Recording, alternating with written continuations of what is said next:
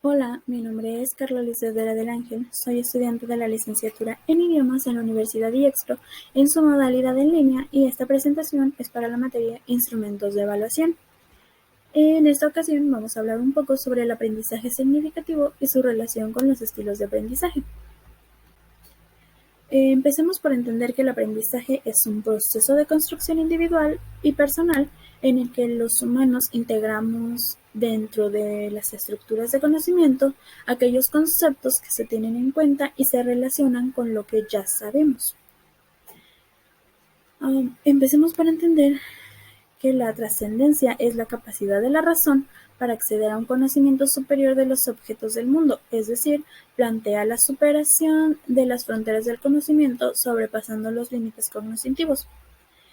La trascendencia se da en el momento en el que el docente planifica tareas y actividades para que el estudiante sea capaz de desarrollar habilidades y destrezas de aprendizaje propias para luego replicarlas en diferentes situaciones y no únicamente en el aula de clases. El aprendizaje significativo. Este nos permite construir el propio aprendizaje y además se dota de significado. O dicho de otra manera, el aprendizaje significativo no se olvida y se mantiene en las capacidades del alumno. Según Ballester, el aprendizaje significativo se desarrolla a largo plazo. Es un procedimiento de contraste, de modificación de los esquemas de conocimiento, de equilibrio, de conflicto y de nuevo equilibrio otra vez. Es decir, es un proceso de aprendizaje cuya finalidad es construir un equilibrio entre los conocimientos y la estructura cognitiva del individuo a partir de la nueva información obtenida, la cual puede ser modificada o transformada. Mientras que para Oswald el aprendizaje significativo se caracteriza por edificar los conocimientos de forma armónica y coherente, por lo que es un aprendizaje que se construye a partir de conceptos sólidos. El aprendizaje significativo es un proceso de enseñanza activa y personal y siempre que el estudiante aproveche las actividades y tareas de aprendizaje íntimo cuando depende de su equipaje cognitivo, de ahí que las exigencias para lograr un aprendizaje significativo se circunscriben en los 4 pilares de la educación: aprender a conocer, aprender a ser, aprender a vivir juntos y aprender a ser. También debemos de tener en cuenta a la motivación como factor notable del aprendizaje significativo, pues brinda la oportunidad a los estudiantes de apropiarse con éxito de los conocimientos a partir de desarrollar las habilidades y los hábitos de estudio.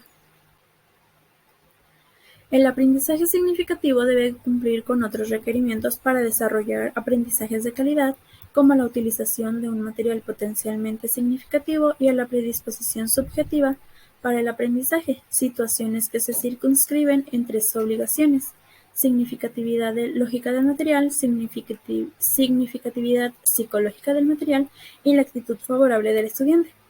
La significatividad lógica del material se refiere a cómo están presentados y organizados los contenidos a partir de una secuencia lógica y ordenada.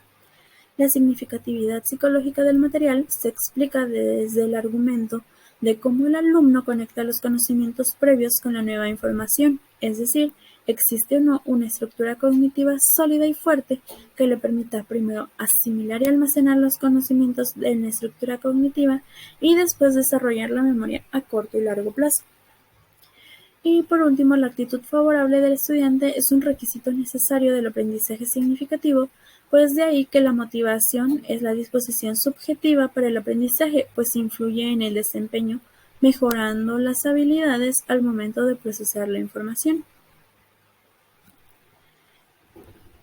Un ejemplo de este tipo de aprendizaje es cuando los niños están aprendiendo los nombres de los animales e incluso cuando están aprendiendo en dónde habitan ellos. Pongamos de ejemplo que están aprendiendo sobre los animales de la granja.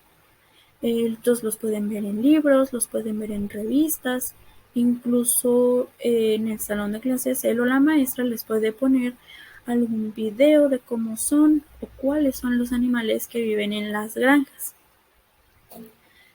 Ahí ellos van a describir sus sonidos, sus colores, si tienen manchas, si tienen plumas, si tienen 4 patas, 2 patas, o en qué parte de la granja viven, o cuáles son sus actividades, y en fin, todas las características que este tipo de animales puede tener. Y si después los niños de la clase van de visita a una granja y ven a los animales en su ambiente, entonces relacionarán la información previa recibida en la escuela con lo que ellos están viendo en ese momento. Otro tipo de aprendizaje es el memorístico o por descubrimiento, y este se basa en retener mentalmente datos sin procesarlos detenidamente. Los contenidos memorizados no son comprendidos y tampoco se intenta analizar su significado. Solo se repiten las suficientes veces hasta que se recuerdan. Para Oswald, el aprendizaje memorístico es un continuum del aprendizaje significativo y puede ser importante en ciertas etapas del conocimiento, como desarrollar algunas potencialidades intelectuales. Los primeros ejemplos en los que solemos pensar cuando hablamos sobre este tipo de aprendizaje son los relativos a la escuela. Generalmente nos recordamos repitiendo las tablas de multiplicar sin comprender bien por qué o bien qué es lo que haríamos posteriormente con esa información. También aprendimos fórmulas matemáticas muy básicas, muy sencillas, y otros datos relacionados con los números. Sin embargo, este tipo de aprendizaje se extrapola a a todas las materias. Se aprenden de memoria las capitales de estados y países, los nombres de los ríos, las notas musicales, los elementos de una tabla periódica y también los nombres de los personajes célebres.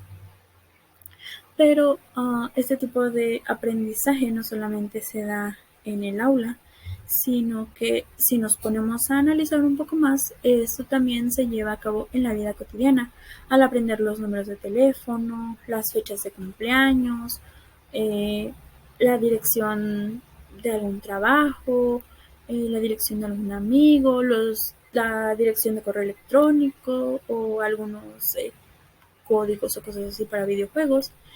Habitualmente, para poder memorizarlos, tenemos que repetir numerosas veces estos datos hasta que logramos memorizarlos correctamente y estamos seguros de que no vamos a equivocarnos. Por último, el aprendizaje significativo depende de los conocimientos previos para que la nueva información sea almacenada en la estructura cognitiva. Aprendemos los conceptos a través de redes conceptuales o mapas conceptuales. Y en otras palabras, el aprendizaje significativo se opone al memorístico porque vincula los conceptos que aprendemos con los que ya habíamos aprendido. Aquí una tabla que nos dice que mientras que en el aprendizaje significativo los nuevos conocimientos se incorporan en forma sustantiva en la estructura cognitiva del alumno, el aprendizaje memorístico, los nuevos conocimientos se incorporan en forma arbitraria en la estructura cognitiva del alumno. En el aprendizaje significativo, el alumno relaciona deliberadamente los nuevos conocimientos con sus conocimientos previos, mientras que en el memorístico, el alumno no realiza un esfuerzo para integrar los nuevos conocimientos con sus conocimientos previos. Y el aprendizaje significativo, el alumno quiere aprender aquello que se le presenta porque lo considera valioso, mientras que en el memorístico, el alumno no quiere aprender pues no concede valor a los contenidos presentados por el profesor. Y bueno, eso sería todo. Esta información se obtuvo de los libros El aprendizaje significativo y su relación con los aprendizajes significativos y aprendizaje memorístico, características y técnicas para potenciarlo. Bueno, por mi parte, eso es todo y muchas gracias.